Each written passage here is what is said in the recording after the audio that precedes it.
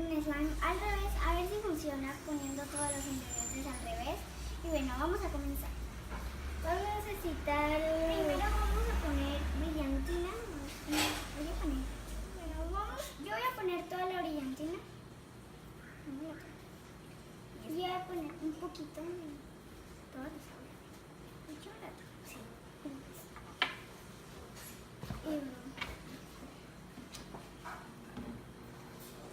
Ahora vamos a poner el detergente.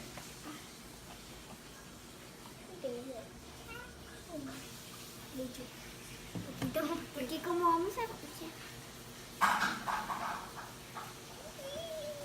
¡Ay, qué bonito! Y bueno, miren cómo se ve, qué bonito. Y bueno, ahora vamos a poner la espuma para afeitar.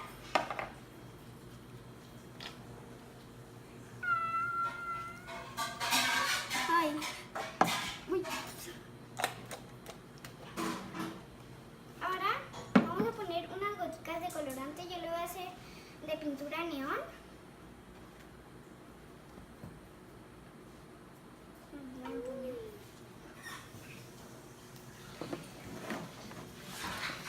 Bueno, ahora vamos a poner el pegamento. Uy. Yo le voy a poner todo, porque quiero que el slime sea muy grande. Ay, voy a ponerlo todo. A ver, voy a ponerlos. Wow, eso está... Ay, bueno, ya fue mucho. Ya nos pasemos.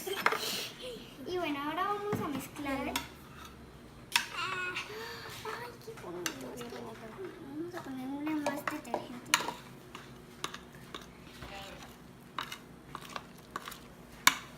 Ay, todos los brillitos se quedaron pegados.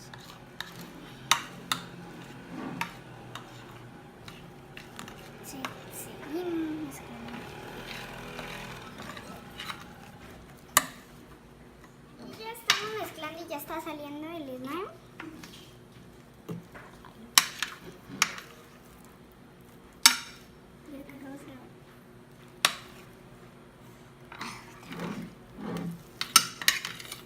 Ay, todos los brillitos se quedan pegados.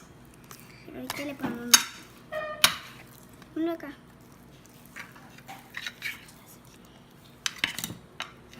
Bueno, ya le echamos más colorante porque está muy feo el color. Muy bien. El slime está saliendo grandote. Y bueno, así ha quedado el slime. Y bueno, nos vemos a la próxima. Y denle like, comenten y